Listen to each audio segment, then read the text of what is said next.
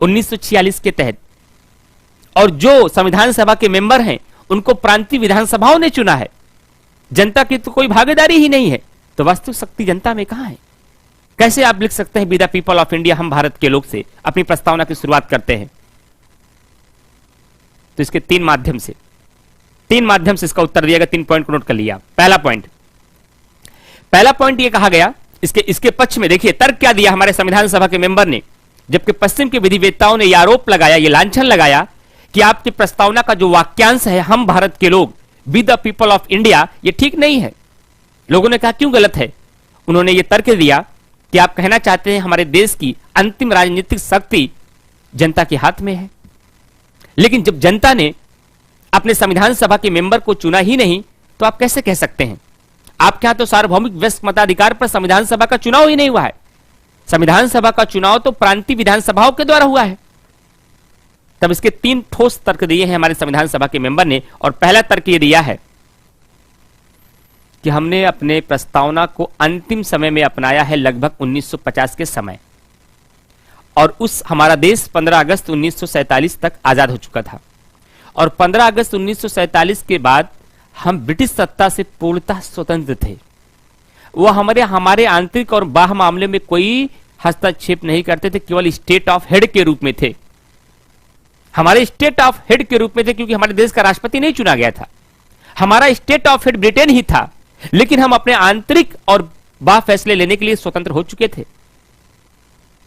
विशेषकर आंतरिक फैसले लेने के लिए स्वतंत्र हो गए थे। कहने का मतलब ब्रिटिश संसद का नियंत्रण हमारे ऊपर नहीं था। इसका मतलब जब हमने अपनी प्रस्तावना को अपने संविधान में शामिल किया तो हमारे ऊपर किसी का नियंत्रण नहीं था। यह पहली बात।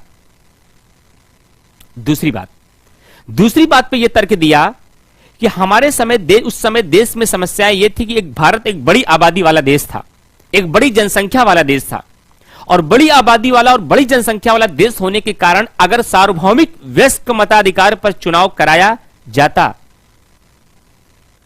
तो पहली समस्या हमारे सामने यह आती, वो थी जन धन की समस्या। इतने सारे लोगों का मतदान कराना उस समय हमारे देश के लिए आसान नहीं था। और दूसरी बात शायद आपको पता होना चाहिए, हमारे संविधान सभा में जितने मेंबर प्रांतीय विधानसभाओं के द्वारा चुने गए हैं, यदि उनको आप झांक कर देखेंगे तो हमारी जनता के बीच वही लोग राष्ट्रीय आंदोलन के समय लोकप्रिय थे।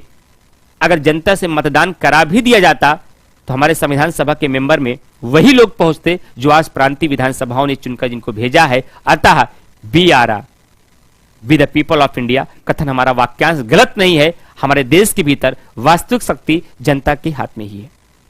राजनीतिक पावर, अंतिम पावर जनता के हाथ में है। इसलिए be the people of India वाक्यांश गलत नहीं है बल्कि सही है। अतः be the people of India, हम भारत के लोक वाक्यांश, हमारे संविधान की अंतिम शक्ति जो जनता के हाथ में निधि बताई गई है, यह सार्थक है, निरर्थक नहीं है। पहली व्याख्या इससे हुई। यह इसकी पहली उपयोगिता है क्योंकि यह हमारे संविधान के स्रोत का परिचय कराती है, क्योंकि हमारी प्रस्तावना की शुरुआत be the people of India से होती है।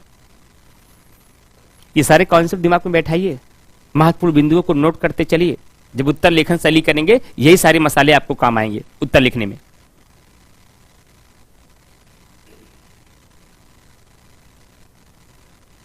आयुष पाठक, स्टडी मटेरियल भी आपको मिलेगा और आपको सुनने के बाद लेक्चर, फिर आपको जब प्रश्न मिलेंगे तो प्रश्न में लिखना पड़ेगा। मैं बताऊंगा, प्रश्न जब मैं दूंगा तो मैं बताऊंगा इसका उत्तर कैसे करें, इसकी प्रस्तावना में क्या लिखें, भूमिका में, इसके बॉडी लाइन में क्या लिखें और इसके निष्कर्ष में क्या लिखें। चलिए अगला पॉइंट, दूसरा पॉइंट देखिए। दूसरा पॉइंट है कि भारतीय राज्य व्यवस्था की प्रकृति का परिचय। यह बहुत इंपॉर्टेंट, 5 सवाल मिलेगा यहां से आपको। प्रस्तावना का 5 सवाल यहां से मिलेगा कि प्रस्तावना की दूसरी उपयोगिता है कि यह भारतीय राज्य व्यवस्था की प्रकृति का परिचय कराती है। आइए देखते हैं। भारतीय राज्य व्यवस्था की प्रकृति का परिचय कराती है। भारतीय राज्य व्यवस्था के प्रकृति का परिचय कराती है। प्रकृति का परिचय कराती है।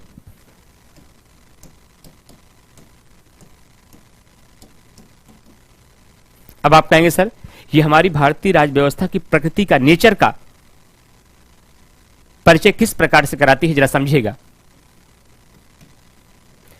ये हमारी प्रस्तावना ही है जो हमें बताती है कि भारत का संविधान की जो मेन प्रकृति है वो क्या है। भारत एक संपूर्ण प्रभुत्व संपन्न देश है, एक संपूर्ण प्रभुत्व संपन्न देश है, सोवरेन कंट्री है। भारत एक समाजवाद देश है, पंथ निरपेक्ष है, लोकतंत्रात्मक है, लोकतंत्रात्मक है और यह रिपब्लिक है, यानी कि गणराज्य है। ये कौन बताता है? ये हमारे देश के संविधान की व्यवस्था, हमारी शासन प्रणाली के अंतर्गत ये सारे कॉन्सेप्ट आपको कहां से मिल रहे हैं? प्रस्तावना से मिल रहे हैं। प्रस्तावना ये बता रही है हमें कि हमारे देश संविधान की प्रकृति कैसी है, हमारे संविधान का नेचर कैसा है। और उस नेचर में पहला पॉइंट आपको बताया जा रहा है, भारत एक संपूर्ण प्रभुत्व संपन्न देश है, भारत में समाजवाद है, भारत एक पंथ निरपेक्ष देश है, भारत में लोकतंत्रात्मक व्यवस्था है और भारत एक गणराज्य है। भारत एक गणराज्य है। यहां तक बात एकदम स्पष्ट हो रही है। अब आगे देखिए, अब इस पे एक एक शब्दों पे एक एक सवाल बनेगा। कभी आपसे सवाल केवल संपूर्ण प्रभुत्व संपन्नता पर ही पूछा जा सकता है, कभी पूरा का पूरा सवाल आपके समाजवाद पे ही पूछा जा सकता है, कभी पूरा का पूरा सवाल आपके पंथ निरपेक्षता, लोकतंत्रात्मक या गणराज्य पे ही अलग अलग आ सकता है, और ये सवाल संयुक्त रूप से भी आ सकते हैं। हो सकता है कभी सवाल सीधा आ जाए, हमारी प्रस्तावना के तहत संविधान की प्रकृति का वर्णन करते हुए प्रत्येक पक्षों का वर्णन करके इसकी प्रासंगिकता को उल्लेख करिए। ये सवाल आ गया, तो सवाल किसका है? प्रस्तावना का है। अब प्रस्तावना की परिभाषा को लिख करके प्रस्तावना की उपयोगिता के अंतर्गत इस प्रकृति को बताते हुए ग्राफ खींचिए। ये पैराग्राफ लिखिए, 125 शब्दों में आया है तो सबके सामने केवल 3-3 लाइन लिख दीजिए, 4-4 लाइन, 2-2 करके।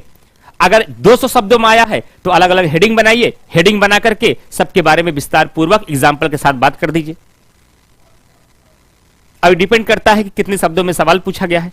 125 शब्दों में सवाल पूछा गया तो आपके पास शब्द ज्यादा है नहीं, एक ही पेज है, उसी में उत्तर लिखना है। और एक पेज का उत्तर लिखने के लिए क्या करना पड़ेगा आपको? केवल प्रस्तावना की परिभाषा का वर्णन करिए, उसकी उपयोगिता के अंतर्गत भारतीय राज्य व्यवस्था की प्रकृति का परिचय कराती हुई इस बात को मेंशन करके एक फ्लो चार्ट बनाइए। फ्लो चार्ट बना करके संपूर्ण प्रभुत्व संपन्न, समाजवाद, पंथ निरपेक्ष, लोकतंत्रात्मक और गणराज्य शब्द को लिखिए और सबके अंतर्गत पॉइंट पॉइंट में लिख दीजिए। ये आपको एग्जाम में करना है, लेकिन मैं विस्तार पूर्वक पढ़ाऊंगा। मॉडल, अच्छा एक बात मैं आपको और बता दे रहा हूं, जो मैं आपको मॉडल आंसर दूंगा इसका मतलब नहीं वो उत्तर हूबहू ऐसे हो। मॉडल आंसर में शब्द सीमा का मैं ध्यान नहीं रखूंगा, शब्द सीमा का ध्यान आपको रखना है, क्योंकि मॉडल आंसर के माध्यम से मैं आपको मसाला देने का प्रयास करूंगा कि किसी भी प्रश्न के अंतर्गत कौन कौन सी बातें होनी चाहिए, उसका विस्तार में मैं व्यापक कर दूंगा। लेकिन आप उसमें से अगर 60% भी बात अपने एग्जाम में लिख पाए तो आपका उत्तर ठीक माना जाएगा। हम तो उसकी व्यापकता के साथ लिखेंगे ना, जो आपको मॉडल आंसर में प्रोवाइड कराऊंगा प्रत्येक क्वेश्चन का। देखिए आज क्लास आपकी 3 बजे से रही, लेकिन कल से क्लास आपकी 2:30 बजे से रहेगी, क्योंकि मेरी जो क्लास थी वो 2:30 से 4:30 थी और लगभग 4:40 हो चुके हैं। तो इसलिए आज की भी क्लास आपकी थोड़ा सा आधा घंटे डिस्टर्ब हो गई थी। आज मैं क्लास कम लूंगा, 2 घंटे से पहले 15 मिनट छोड़ दूंगा, 5 मिनट क्लास और है आपकी आज। लेकिन कल से आपकी क्लास 2:30 से 4:30 एकदम फिक्स टाइम पे रहेगी, उसी टाइम पर। आज कुछ तकनीकी समस्या थी जिसकी वजह से ये दिक्कत आई, तो आज क्लास आपकी 3 बजे से स्टार्ट की गई, लेकिन कल से आपकी जो क्लास होगी वो 2:30 बजे से ही स्टार्ट रहेगी और 4:30 तक 2 घंटे की क्लास रहेगी। 2-4 मिनट 10 मिनट ज्यादा भी हो सकता है। पहला शब्द डिस्कस करते हैं, संपूर्ण प्रभुत्व संपन्न। संपूर्ण प्रभुत्व संपन्न का मतलब होता है कोई भी देश अपने किसी भी फैसले को लेने के लिए स्वतंत्र हो, किसी अन्य देश के अधीन न हो, किसी अन्य देश का नियंत्रण उसके आंतरिक और बाह्य फैसले में ना हो, किसी अन्य देश का हस्तक्षेप उसके किसी इंटरनल और एक्सटर्नल डिसीजन पर ना हो। सरल शब्दों में कहें, ऐसा कोई भी देश जो अपने आंतरिक और बाह्य फैसले लेने के लिए स्वतंत्र हो, ऐसे देश को संपूर्ण प्रभुत्व संपन्न देश कहा जाता है, सोवरेन कंट्री कहा जाता है। आंतरिक फैसला क्या है? कि हमारे देश की जो सरकार हो या देश का जो राष्ट्राध्यक्ष हो, अपने देश के भीतर किसी भी सामाजिक, आर्थिक या राजनीतिक फैसले लेने के लिए स्वतंत्र हो। बा फैसला क्या है? कोई भी देश इस बात के लिए स्वतंत्र है हमें किस देश के साथ मित्रता रखनी है, किस देश के साथ संधि करना है, किसके साथ समझौता करना है, किस देश के साथ कैसा संबंध रखना है, किस देश के साथ हमें करार करना है। किसी अन्य देश का कोई दबाव ना हो, न तो उसका कोई हस्तक्षेप हो। अगर ये दोनों कार्य करने के लिए कोई देश स्वतंत्र है तो वह देश एक सोवरेन कंट्री है। क्या भारत इन दोनों कार्यों करने के लिए स्वतंत्र है? आंसर है यस। क्या 15 अगस्त 1947 से पहले भी भारत इन सारे कार्यों को करने के लिए स्वतंत्र था? आंसर है नो। 15 अगस्त 1947 से पहले भारत इन सारे कार्यों को करने के लिए स्वतंत्र नहीं था, लेकिन आज भारत स्वतंत्र है। तब तो ब्रिटेन के अधीन था। अपने संविधान की मांग करते करते 25 साल लग गए थे हमें। आज तो हम जो कानून चाहते हैं, आज चाहते कल पास कर लेते हैं, बस विधायिका में बहुमत हो हमारा। लेकिन क्या इस पर कुछ आरोप लगाए गए? क्या किसी भी कारणों से भारत की संप्रभुता कभी खतरे में आई? आंसर है यस। कई बार आरोप लगाए गए। आरोप इस बात का लगाया गया कि आपको पता होना चाहिए, आजादी के पश्चात 1949 में नेहरू जी ने एक सम्मेलन बुलाया और उस सम्मेलन के पश्चात भारत कॉमनवेल्थ राष्ट्रमंडल का सदस्य बना रहा, कॉमनवेल्थ का। जबकि आपको पता आयरलैंड ने 1949 में एक अधिनियम को पारित करके राष्ट्रमंडल के साथ अपने सारे संबंध को समाप्त कर दिया। लेकिन भारत कॉमनवेल्थ का सदस्य बना रहा, उसका मेंबर बना रहा। और यह माना जाता है कि कॉमनवेल्थ के जो भी मेंबर हैं, कहीं ना कहीं वह ब्रिटेन की विचारधाराएं उन पर प्रभावी रहती हैं। तो कुछ लोगों ने, पश्चिम के विधिवेत्ताओं ने भारत के संप्रभुता पर इस बात का आरोप लगाया कि अगर भारत राष्ट्रमंडल का सदस्य है, इसका मतलब है कि अभी भी वह ब्रिटेन की विचारधाराओं के अधीन है, तो भारत संप्रभु कहां से है? इसके तर्क में जवाब क्या दिया गया? आप उत्तर क्या लिखेंगे? आपको कहना होगा, भारत भले ही राष्ट्रमंडल का सदस्य है, लेकिन भारत राष्ट्रमंडल का सदस्य अपनी स्वेच्छा से, किसी दबाव से नहीं है। जिस दिन राष्ट्रमंडल की कोई भी विचारधारा इस प्रकार से होगी जो हमारे आंतरिक और बाह्य फैसले में हस्तक्षेप करने का प्रयास करेगी, संबंध खत्म। संबंध खत्म। अपनी स्वेच्छा से जैसे हम उसके सदस्य बने हैं, अपनी स्वेच्छा से हम उसकी सदस्यता को त्याग देंगे, लेकिन हमारी संप्रभुता पर कोई फर्क नहीं पड़ेगा, हमारी संप्रभुता पर कोई प्रभाव नहीं पड़ेगा। हम अपने आंतरिक और बाह्य फैसले लेने के लिए स्वतंत्र हैं। ये इसका तर्क दिया भारतीयों ने। तो संपूर्ण प्रभुत्व संपन्न में ये दो बातें याद रखनी है कि इन दो बातों के आधार पर India is a sovereign country. लेकिन आरोप किस बात का लगा? भारत क्या राष्ट्रमंडल का अगर सदस्य है तो इससे हमारी संप्रभुता पर कोई प्रभाव नहीं पड़ता। आंसर है कोई प्रभाव नहीं पड़ता। वो प्रभाव क्यों नहीं पड़ता? मैंने दो तर्क आपको बता दिए।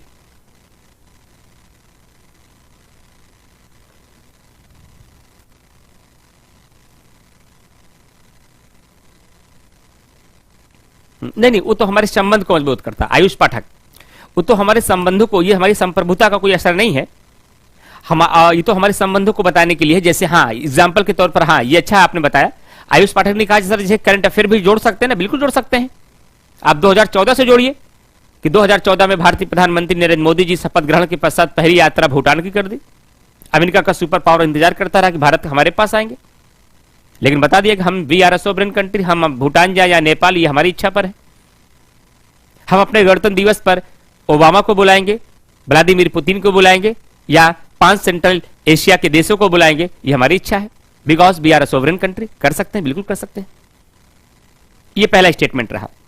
लेकिन इत्तेफाक से, क्योंकि अगली एक मेरी क्लास है अभी, इस वजह से मुझे इस क्लास को आज यही विराम देना होगा। लेकिन रियलिटी यह है, न तो मेरी इच्छा भरी है अभी क्लास से और न शायद आपकी भरी होगी, लेकिन क्या कर सकते हैं, लगभग 1.25 घंटे की क्लास हो गई। आज कुछ कारणों की वजह से क्लास थोड़ा लेट थी, लेकिन कल से आपकी क्लास 2:30 से 4:30 रहेगी और 2-4-10 मिनट ज्यादा भी हो सकती है। तो आप लोगों से यही अपील है कि कल एक दिन और आपकी ऐप पर क्लास रहेगी, सॉरी यूट्यूब पर। इसलिए जितने भी साथी हैं जिन्होंने अब तक एडमिशन नहीं लिया, अगर वाकई आपको लगता है कि मेंस हमारी सबसे कमजोर कड़ी थी, यकीन करिए आप 600 घंटे का सफर तय करेंगे जीएस वर्ल्ड की पूरी टीम के साथ, तो शायद मेंस आपकी मजबूत कड़ी बन जाएगी, प्रीलिम्स आपके लिए बड़े रोना हो जाए, लेकिन मेंस में समस्या नहीं आएगी। तो जितने भी लोगों ने अब तक एडमिशन नहीं लिया है, एडमिशन लेने के लिए डायरेक्ट जीएस वर्ल्ड का ऐप डाउनलोड करिए और सीधा जाकर के हमारे कूपन कोड का यूज करिए GSW इमरान 5। GSW इमरान 5 ये हमारा कूपन कोड है। इस कूपन कोड का यूज करके आप 5% का डिस्काउंट और अपनी पूरी तैयारी में हमारा गाइडेंस आपके साथ है। अगर आप डायरेक्ट नहीं है, कोई डाउट है, आप इंक्वायरी नंबर पे कॉल करिए। अरुण जी का नंबर है 9560892979। कल प्रस्तावना आपका समाप्त हो जाएगा। प्रस्तावना पे क्वेश्चन की फॉर्मेटिंग करा दूंगा और मूल अधिकार में एंट्री कर जाऊंगा। ये कल का क्लास का फॉर्मेट होगा। कल मूल अधिकार प्रस्तावना समाप्त हो जाएगी, प्रस्तावना के क्वेश्चनों की फॉर्मेटिंग करा दूंगा और हम फंडामेंटल राइट्स में एंट्री कर जाएंगे कल की क्लास में। तो इस पर आप कॉल करके उनसे तुरंत बताइए कि हमें एडमिशन लेना है और साथ ही साथ इमरान सर के कूपन कोड का हमें यूज करना है। तो जितने भी लोग को एडमिशन लेना है फ्रेंड्स, और ये नहीं केवल मेंस में, किसी भी कोर्स में आपको एडमिशन लेना है तो हमारे कूपन कोड का यूज करिए। तो 5% का डिस्काउंट तो मिलेगा ही, साथ ही हमारा प्रॉपर गाइडेंस भी आपके साथ रहेगा। तो एक बार यूट्यूब पर सारे लोग कमेंट करके जरूर बताइएगा, क्योंकि आपके हौसला ही सबसे ज्यादा मायने रखता है हमारे लिए। हमारी ताकत आप हैं। तो यूट्यूब पर कमेंट करके जरूर बताइएगा कि मैंने मेंस के लिए जो प्लान किया, बहुत सारे प्लान आपके लिए, कभी करंट अफेयर के लिए, कभी यूपी स्पेशल के लिए, कभी मैराथन के लिए, कभी समीक्षा अधिकारी के लिए, कभी पीसीएस प्री के लिए, और अब तक हर रणनीतियों में हम लोग सफल रहे हैं और इसी उम्मीद के साथ आगे बढ़ रहे हैं। शायद इस रणनीति में भी हम लोग सफल रहेंगे। तो कमेंट करके जरूर बताइएगा कि कैसा रहा ये पूरा सेशन। क्या आप मेंस में इसी तरीके से हम आगे बढ़े, या किसी भी स्टूडेंट का किसी भी प्रकार का कोई सुझाव हो तो पूरा जीएस वर्ल्ड भी उसका स्वागत करेगा और मैं भी उसका स्वागत करूंगा, अगर आपके कैरियर के लिए वो बेस्ट है तो। लेकिन सब आपका जो भी सुझाव हो वो ऑथेंटिक होना चाहिए। तो जितने लोगों को एडमिशन लेना है फ्रेंड जुड़िए, और एक बार जुड़ेंगे मेंस की पूरी तैयारी करेंगे, क्योंकि कोरोना काल में थोड़ा सा कहीं ना कहीं डर की भावना है कि हम 70-80 हजार देके ऑफलाइन कोचिंग ज्वाइन करें या नहीं, तो क्यों रिस्क लेंगे। एक बार 18,000 रुपए आप पेड करिए, 18,500 रुपए पूरी तैयारी आप करिए, फिर दोबारा आपको मेंस में दिक्कत नहीं आएगी। इतना हुनर आपको सिखा दिया जाएगा कि फिर आप आंसर राइटिंग करने के योग्य बन सकते हैं और चीजें आसान हो जाएंगी। और ये मत सोचिएगा हम अपनी पॉलिटी पढ़ाने के बाद अपने पॉलिटी की आंसर राइटिंग तो कराएंगे, लेकिन आंसर राइटिंग का हुनर हर सब्जेक्ट को लिए सिखा दूंगा, ये मेरा वादा है आपसे। आंसर राइटिंग के लिए डर नहीं लगेगा, कलम रुकेगी नहीं, कलम चलेगी, लेकिन कितना अच्छा चलेगी ये आपका कंटेंट निर्धारित करेगा। तो मिलते हैं आपको कल फिर से अपने इसी क्लास में 2:30 बजे। Thank you to all of you my dear students.